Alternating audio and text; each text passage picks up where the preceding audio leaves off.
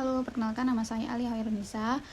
Pada kesempatan kali ini saya akan mempresentasikan final project saya yang berjudul implementasi metode cross industry standard process for data mining untuk rekomendasi pemilihan rumah.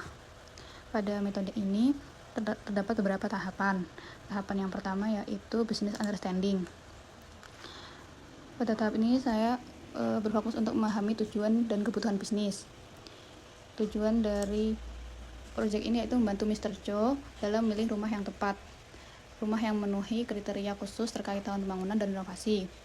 Kemudian kebutuhan bisnis yang harus dipenuhi yaitu penyaringan properti berdasarkan kriteria tahun bangun minimal 1990 atau jika sebelum tahun 1990 harus pernah direnovasi setelah tahun 2000.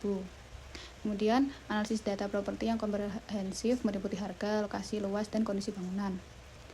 Kemudian ada rekomendasi rumah berbasis data yang objektif dan dapat dipertanggungjawabkan untuk mendukung keputusan.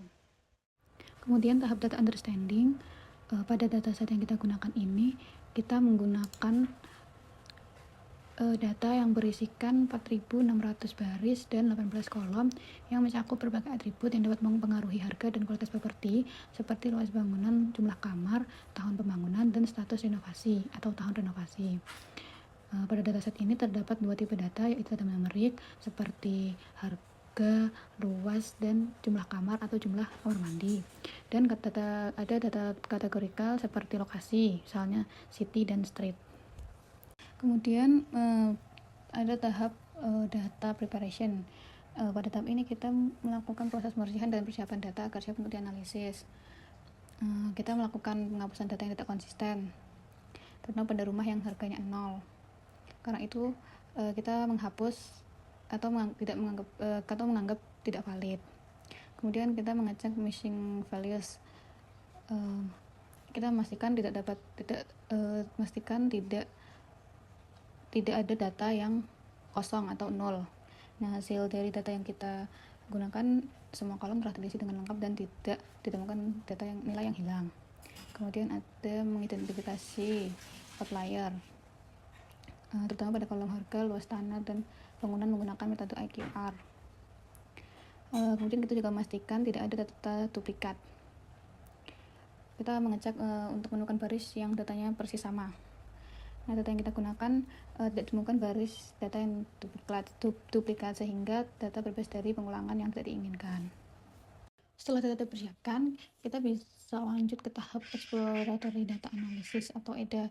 Nah, pada tahap ini tuh kita mengeksplorasi data secara visual untuk memahami pola-pola atau hubungan variabel seperti itu. Nah, kita bisa lihat bahwa pada distribusi tahun renovasi, kebanyakan rumah itu direnovasi setelah tahun 1990, dengan puncaknya itu pada tahun 2000-an. Nah, ini bisa jadi salah satu kriteria Mr. Cho untuk memilih rumah. Kemudian ada distribusi tahun pembangunan, yang itu terlihat bahwa rumah terbanyak itu dibangun antara tahun 1980 sampai 2000-an. Kemudian pada hubungan antara harga dengan luas itu terdapat korelasi positif antara keduanya. Nah, rumah yang lebih besar, ukurannya lebih besar itu cenderung memiliki harga yang lebih tinggi. Pada hubungan kamar tidur berdasarkan harga rumah berdasarkan kamar tidur, itu rumah dengan kamar tidur lebih banyak itu harganya lebih tinggi. Rumah dengan 3 sampai 4 kamar itu memiliki rumah yang ideal karena harganya stabil. Berdasarkan kondisi rumah itu menunjukkan bahwa semakin baik kondisi rumahnya itu semakin tinggi harganya. Rumah dengan kondisi bagus atau memiliki skor 4-5 itu lebih mahal dibandingkan kondisi rumah yang skornya itu 1-3. Berikut adalah rekomendasi rumah yang paling sesuai. Kriteria pertama yaitu adalah rumah dengan tahun dibangunnya itu lebih dari tahun 1990. Pada tabel ini kita bisa lihat yaitu rumah A, H, dan I. Properti ini memenuhi syarat tanpa perlu renovasi. Kemudian syarat yang kedua itu rumah yang dibangun sebelum 1990 tetapi direnovasi pada tahun lebih dari 2000, yaitu rumah B, rumah D, dan rumah F. Nah, rumah-rumah ini bisa dipertimbangkan meskipun tua tapi dia telah direnovasi seperti itu.